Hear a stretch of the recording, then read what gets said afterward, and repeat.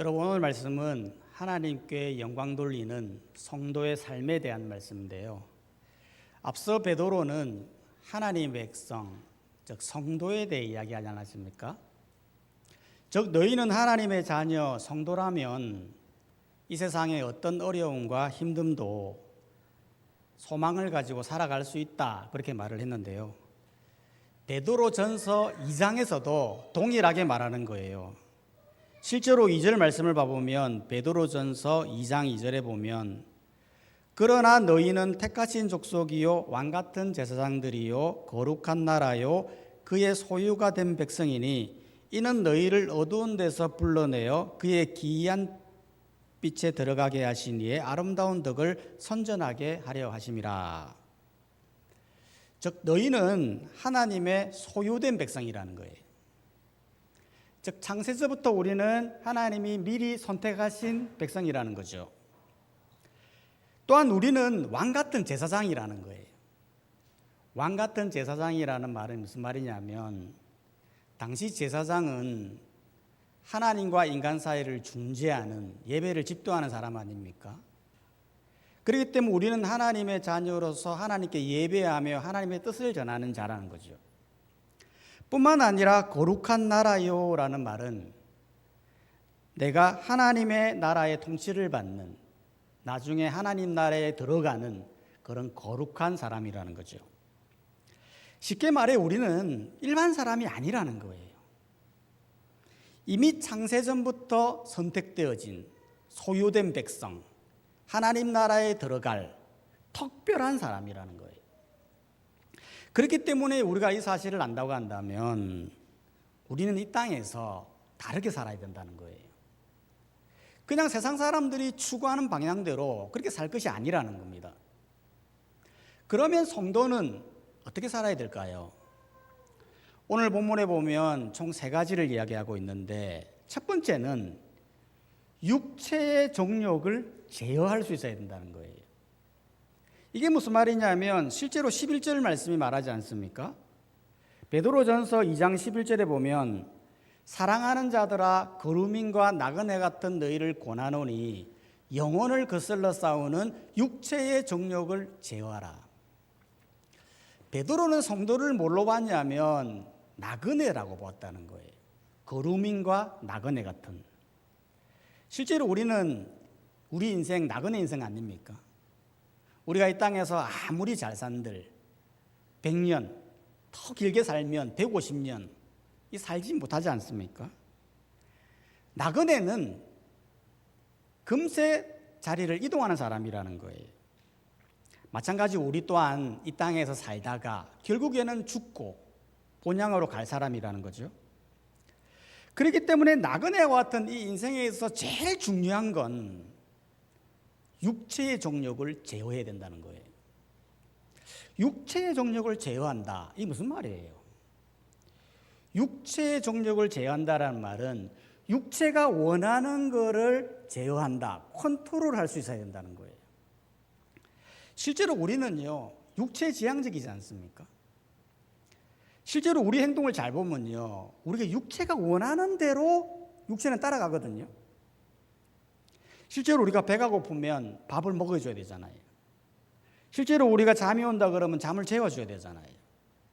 실제로 우리가 쉬고 싶다 그러면 쉬어줘야 되잖아요. 물론 육체가 원하는 걸 해주는 게 결코 나쁜 게 아니에요. 당연히 이건 해야 돼요. 그런데 왜 제어하라고 말하는 거죠? 그건 다른 게 아니라 육체의 정욕대로 살면 영혼을 거스르게 된다는 거예요. 영혼을 거스르게 된다는 말은 영혼이 가고자 하는데 그거를 육체가 발목을 딱 잡는다는 거예요. 실제로 그렇지 않습니까? 예를 들면 이런 거예요. 내일 아주 중요한 일이 있어요. 그럼 어떻게 하죠? 오늘 직 자야 되겠다. 내일 중요한 일 해야지. 그래서 누웠는데 육체가 뭐라고 하죠? 지금 너무 일찍 자나. 좀 더 놀자. 영화 한 프로만 딱 보고 자자. 그렇게 육체가 말을 한다는 거예요. 그래서 그러자 라고 육체가 하는 대로 내버려 두면 내일 일을 망칠 수 있다는 거예요. 다이어트도 마찬가지죠. 여러분, 사람들이 다이어트를 할 때 보면 살을 빼려고 하잖아요. 그래서 살을 빼기 위해 평소보다 음식을 덜 먹으려고 하는데 이상하게 육체는 가만히 안 있어요. 이상하게 다이어트 하려면 배가 더 고파요. 평소보다 음식이 더 생각이 나요. 그러면서 오늘만 먹고 내일 빼도 되잖아. 그렇게 해서 육체가 요구하는 대로 가면 다이어트는 안 된다는 거예요. 담배도 그렇지 않습니까? 여러분, 사람이 담배를 끊는 사람이 왜 독하다고 하느냐면 이 육체의 이 정욕을 가장 갈망하게 하는 것이 바로 이 담배라는 거예요. 실제로 담배에 한번 길들이시면요, 내가 아무리 육체를 제어하려고 해도 이게 제어가 안 되는 거예요. 밥만 먹고 나면 생각나고 스트레스만 나면 생각이 나고. 그러니까 담배 끊는 사람을 독하다고 하는 거예요. 담배 끊는 것보다 더 독한 게 뭔지 아십니까? 그게 바로 마약이라는 거죠. 여러분, 마약은요, 한번 육체의 정욕에 딱 길들여지잖아요. 그러면 이거는 내 의지로는 절대 끊을 수가 없다는 거예요. 왜냐하면 이 마약은요, 내 의지를 육체의 정욕에다가 딱 붙여놓아요. 딱 속여버려요. 마약이 나쁘다는 걸 알면서도 마약을 보는 순간 내 의지가 육체에 붙어 있기 때문에 육체가 가는 대로 의지는 따라갈 수밖에 없다는 거예요. 그렇기 때문에 마약을 끊으려면 어떻게 해야 되죠? 아예 이 육체를 가둬버려야 되는 거예요. 나오지 못하도록 시설 안에 딱 넣고 못 나오게 한 다음에 약물 치료를 해야 겨우 제어가 된다라는 거예요. 신앙생활도 마찬가지입니다. 여러분, 베드로가요, 왜 육체의 정욕을 제어해라, 왜 이렇게 말을 하는 거냐면 육체의 정욕을 제어하는 그 자체가 하나님께 영광을 돌리기 때문에 그런 거예요. 무슨 말이냐면 실제로 12절이 말하지 않습니까? 베드로전서 2장 12절을 보면요, 너희가 이방인 중에서 행실을 선하게 가져 너희를 악행한다고 비방하는 자들로 하여금 너희 선한 일을 보고 오시는 날에 하나님께 영광을 돌리게 하려 함이라. 즉 성도가 하나님의 말씀을 따라서 육체를 제어하는 삶, 즉 내 육체가 하고 싶은데 세상의 욕망을 따라가고 싶은데 말씀이 그러지 마라 라고 해서 거룩하게 살아라 해서 내 이웃을 섬기고 살아라 해서 그렇게 살았더니 그 모습을 보고 사람들이 감동이 되어서 하나님을 믿게 되고 그래서 하나님께 영광을 돌리게 된다는 거예요. 실제로 하나님이라는 존재는 어떻게 알 수 있어요? 하나님은 보이지도 않는데, 손에 잡을 수도 없는데 하나님은 어떻게 알 수 있어요? 하나님을 아는 방법은 두 가지밖에 없어요. 즉 특별 계시와 일반 계시가 있죠. 특별 계시는 뭐냐면 하나님을, 예수님을 통해 보는 거예요. 실제로 예수님께서 이 땅에 오셨지 않습니까? 왜 오셨죠? 인간을 구원하기 위한 목적이에요. 그러면서 하나님이 어떠한 존재인가를 예수님을 통해서 보게 하시는 거예요. 또한 하나님의 존재를 아는 방법은 일반 계시, 즉 이 땅에 존재하는 자연과 우주를 보면서 야, 하나님이 살아계시는가 보다 라는 것을 느끼는 거예요. 또한 사람의 역사와 양심을 보면서 아, 하나님이 살아계시는구나 라는 것을 알게 되는 거예요. 그 일반 계시 중에 하나님의 존재를 강력하게 드러내는 도구가 뭐냐면 바로 믿는 사람들의 착한 행실이라는 거예요. 실제로 많은 불신자들이 교회에 왜 왔습니까? 라고 물어보면 저 사람 때문에 왔다 그렇게 이야기해요. 저 사람이 교회 가자고 해서 왔다 그렇게 말을 하거든요. 그런데 저 사람을 보면 참 이상한 게 다른 사람들은 육체의 욕망을 따라서 막 살아가고 욕심 부리고 탐욕하고 자기 중심적으로 막 사는데 이상하게 저 사람은 크게 욕심도 없습니다. 남들처럼 막 성공을 추구하는 것도 아닙니다. 그런데도 막 퍼줘요.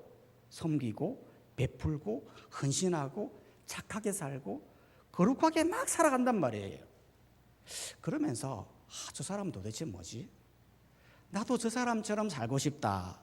거룩하게 살고 싶다. 그래서 교회에 오더라는 거예요. 그래서 하나님을 만나게 되고 그래서 하나님께 영광을 돌리게 되더라는 겁니다. 베드로 전서 시대 때 그랬다는 거예요. 여러분, 당시 베드로 전서 시대 상황이 어떤 시대냐면 로마 제국 시대예요.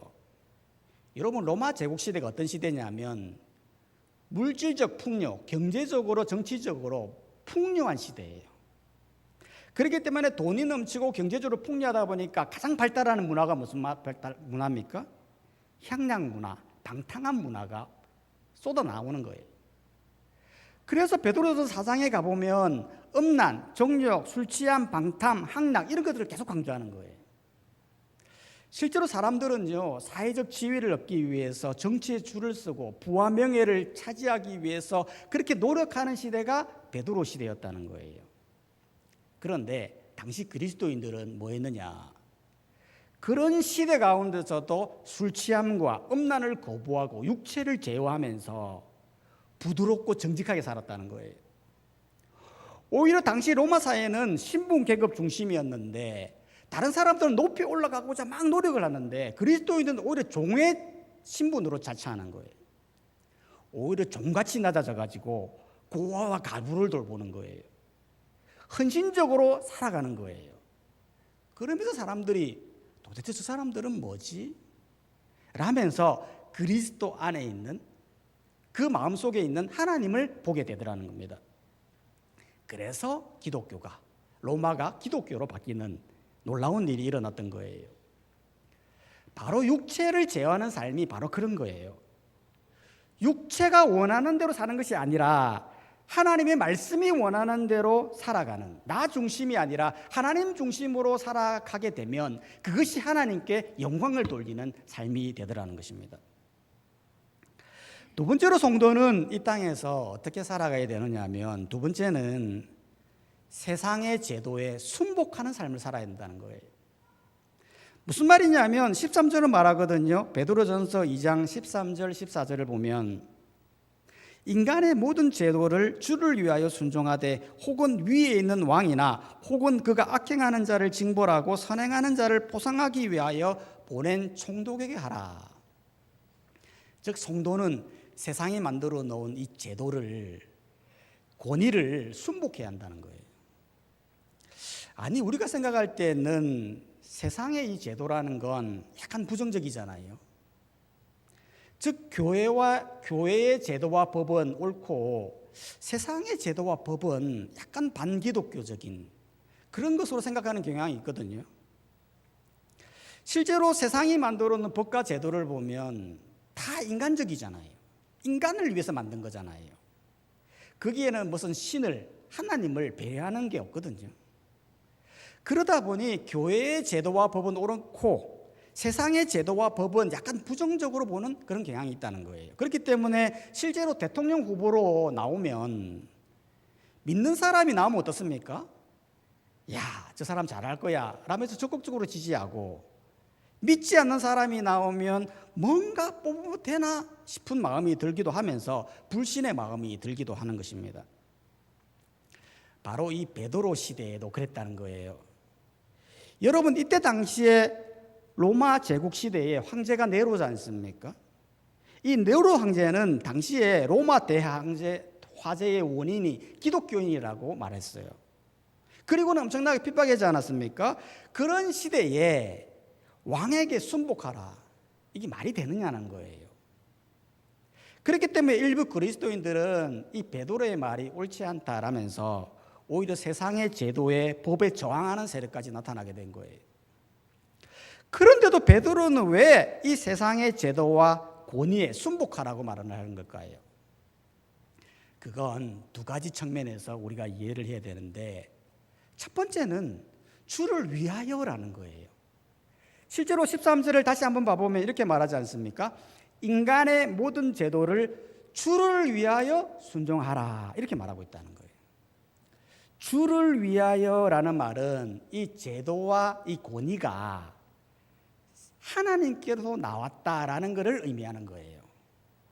실제로 로마서 13장 1절은 말하거든요. 각 사람은 위에 있는 권세들에게 복종하라. 권세는 하나님께로부터 나지 않음이 없나니 모든 권세는 다 하나님께서 정하신 바다. 이 세상에 있는 모든 법과 제도, 이런 것이 하나님께로부터 나왔다. 모든 권세는 하나님이 다 정한 것이다. 그렇게 말하고 있다는 거죠. 그렇기 때문에 그리스도인들이 이 세상의 법과 제도를 무시하고 부정한다고 하는 것은 하나님이 만드신 제도를 부정하는 것과 같은 거예요. 그렇기 때문에 주를 위하여 순종해야 한다는 거죠. 하나님이 만드신 제도와 법에 순복해야 한다는 거죠. 두 번째로는 왜 순복해야 되느냐 하면 복음을 위해서 그런 거예요. 실제로 15절은 말하지 않습니까? 베드로전서 2장 15절을 보면 곧 선행으로 어리석은 사람들의 무식한 말을 막으시는 것이라. 당시 그리스도인들은 로마 사회에서 아주 위험한 사람으로 오해받았어요. 왜냐하면 그리스도인들이 모여서 성찬식을 한다고 하는데요, 막 떡을 떼면서 이게 예수님의 몸이다, 먹어라 그렇게 하고, 포도주를 마시면서 이거는 예수님의 피다 라면서 마셔라 막 그러고, 또 서로 형제자매다, 서로 사랑하자라고 하면서 마치 근친상간하는 것처럼 막 그렇게 비쳤던 거예요. 그러니까 네로는 이 혐오를 이용해서 화제를 기독교인이 한 것으로 화제를 돌렸던 거죠. 만약 기독교인들이 이런 핍박에 대해 항거하고 모든 제도와 법을 무시하면서 공공질서를 거부했다면 세상 사람들은 봐라 원래 저런 자들이다 라면서 복음의 문이 닫혔을 거라는 거예요. 그런데 성도들은 이 베드로의 말씀에 순종하여 제도에 순복하는 거예요. 로마의 법과 절차를 준수하면서 세금은 철저하게 구별하게 내면서 치안에 협조하고 순교자들은 재판을 받을 때에 법적 절차를 따르고 그랬더니 로마 사람들이 말을 하는 거예요. 뭐라고 말했냐면 기독교인들은 양심과 신에 순종하는 사람들이다 라면서 기독교를 인정했다는 거예요. 이건 우리도 마찬가지예요. 여러분 우리가 왜 세상 제도와 권위에 순복해야 합니까? 그게 복음적이라는 거예요. 그게 교회와 영혼을 구원하는 핵심 일이라는 거예요. 세상 사람들이 왜 기독교를 부정적으로 바라봅니까? 일부 세력들이 세상의 법과 질서를 막 무시하면서 자기 주장을 하는 거예요. 그걸 보면서 기독교는 세상 제도를 무시하는 집단이야 라면서 그런 이미지를 가지고 공격하는 거예요. 여러분 아무리 옳은 정의와 아무리 옳은 생각도요 법과 질서를 무시하면서 하면 안 되는 거예요. 이건 제도만 그런 게 아닙니다. 여러분 17절이 말하지 않습니까? 베드로전서 2장 17절 18절 말씀을 봐보면 무사람을 공경하며 18절에 보면 사한들아 범사에 두려워함으로 주인들에게 순종하되 선하고 간용하는 자들에게만 아니라 또한 까다로운 자들에게도 그리하라. 왕이 되었던 주인이 되었던 상사가 되었던 모든 사람에게 순종하라는 거예요. 왜요? 그게 복음적이다는 거예요. 실제로 상사가 있는데요, 상사가 굉장히 까다로워요. 상대하기 싫을 정도로 힘들어요. 그러면 일반 사람들은 어떻게 합니까? 뒤에서 욕하겠죠. 그 상사에 대해서 거부하고 상대 안 하려고 하고 막 그렇게 할 거 아니에요? 그런데 기독교인들은 그렇게 하지 말라는 거예요. 까다롭다고 피하지 말고 오히려 더 순종해 보라는 거예요. 더 이해하고 섬기면 그것이 복음이 되어 그 영혼을 구하는 그게 도구가 됨을 강조하는 겁니다. 그렇기 때문에 성도는 주를 위하여 복음을 위하여 모든 제도와 권위에 순복하는 자세로 삶을 살아야 한다라는 것입니다. 세 번째로 성도는 이 땅에서 어떻게 살아야 되느냐 하면 하나님을 생각하는 삶을 살아야 된다는 거예요. 이게 무슨 말이냐면 실제로 19절은 말하지 않습니까? 베드로전서 2장 19절 20절을 보면 부당하게 고난을 받아도 하나님을 생각함으로 슬픔을 참으면 이는 아름다우나 죄가 있어 매를 맞고 참으면 무슨 칭찬이 있으리요. 그러나 선을 행함으로 고난을 받고 참으면 이는 하나님 앞에 아름다우니라. 즉 우리가 아무리 육체의 정력을 제어하고 우리가 아무리 모든 제도에 순복한다 할지라도 고난이 없는 게 아니라는 거예요. 실제 이때 시대도 보면요, 당시에는 종의 시대였지 않습니까? 그래서 종이 주인의 명령에 성실하게 일했음에도 불구하고 오히려 그것으로 인해 질투로 인해 매를 맞거나 임금을 빼앗기는 일이 있었고요. 또한 황제 숭배 제사에 참여하지 않는다는 이유로 상거래를 금지하고 조롱과 모욕을 당했으며 심하게는 잔혹하게 처형까지 당하게 됐다는 거예요. 오늘날도 보면 주를 위하여 복음을 위하여 까다로운 상사를 잘 섬기는데요, 오히려 성진에서 제외되거나 인사상 불이익을 받을 수도 있지 않습니까? 아니면 주를 성수한다고 교회 간다고 동료들이 자신을 따돌린다거나 기독교 전체 이미지가 좋지 않기 때문에 교회와 성도를 욕한다거나 이런 부당한 고난을 당할 때가 있다는 거예요. 그때 베드로가 말을 하는 거예요. 부당하게 고난을 받을 수는 있지만 그것이 오히려 아름답다는 거예요. 오히려 죄가 있어서 매를 맞는 것보다 훨씬 아름다운 것이다 라고 말을 하는 거죠. 아니, 복음적으로 살려고 하다가 고난을 받으면 힘든 거 아닙니까? 힘들어 죽겠는데 뭐가 아름답습니까? 라고 말할 수 있지만 그때 생각해 보라는 거예요. 뭐를요? 하나님을요. 19절을 다시 한번 봐보면 이렇게 말하고 있어요. 부당하게 고난을 받아도 하나님을 생각함으로 슬픔을 참으면 이런 아름다우나. 여기서 하나님이 누굽니까? 예수님이죠. 실제로 우리 예수님은 말도 안 되는 부당한 고난을 받았지 않습니까? 사실 우리는 죄가 있어서 고난을 받았지만 예수님 죄가 없으시거든요. 그런데도 사람들은 예수님을 향해 온갖 멸시와 조롱을 쏟아냈어요. 심지어는 예수님 얼굴에 침을 뱉기도 했어요. 이 정도로 부당하게 하면 오히려 항거하고 맞서고 불의하다고 외쳐야 되는 거지 않습니까? 그런데 예수님은 이거를 다 받아들이는 거예요. 어떤 저항도 하지 않았어요. 왜 그랬어요? 그게 하나님의 뜻을 이루는 것이라고 생각한 거예요. 내가 징계를 받아야 화평을 이루고 내가 채찍에 맞아야 나음을 잊기 때문에 인간을 구원하려는 그 하나님의 뜻을 이루기 위해서 모든 부당함을 다 받아들이는 거예요. 이게 복음의 핵심이었어요. 만약 예수님께서 이 부당함에 대해 항거하고 저항했다면 하나님의 뜻을 이룰 수도 없고 인간은 구원받지 못할 뻔했다는 거예요. 그렇기 때문에 부당하게 받는 고난이 사실 아름다운 거예요. 나는 말씀대로 살려고 육체의 정욕을 제어하고 주를 위하여 모든 제도와 권위에 순종했음에도 불구하고 고난이 옵니다. 그거 힘들다고 생각하지 마시고 그게 아름다운 거라는 거예요. 그게 하나님의 뜻을 이루는 굉장히 아름다운 일이라는 거죠. 가정에서도 마찬가지예요. 내가 가정에 영혼을 구원하기 위해 가정에서 막 섬기지 않습니까? 남편한테 잘하고 아내한테 잘하고 자녀한테 잘하고 하는데도 계속 고난이 와요. 교회 나가는 걸 핍박을 해요. 그런 부당하게 당하는 고난이 오더라도 그게 아름다운 거라는 거예요. 왜냐하면 그 고난을 통해서 이루게 하실 하나님의 놀라운 뜻이 있는 거예요. 그럴 때 힘들 때 뭘 생각해야 됩니까? 예수님을 생각해 보라는 거예요. 하나님을 생각해 보라는 거예요. 부당하게 고난을 참으면서도 하나님의 뜻을 이루어내시는 그 예수님을 생각해 볼 때 우리 또한 충분히 그 부당의 고난을 참고 인내하고 견딜 수 있으며 오래 소망을 가지고 나갈 수 있다는 거예요. 이게 바로 성도가 하나님께 영광을 돌리는 아름다운 성도의 자세라는 거죠. 이 말씀을 잘 기억하고 우리는 이 땅에 살아가게 될 때 육체의 정욕을 잘 제어하고 모든 제도에 잘 순복함으로 하나님께 영광을 돌리는 삶을 잘 살아가는 성도님들이 되시기를 주의 이름으로 축복합니다. 찬송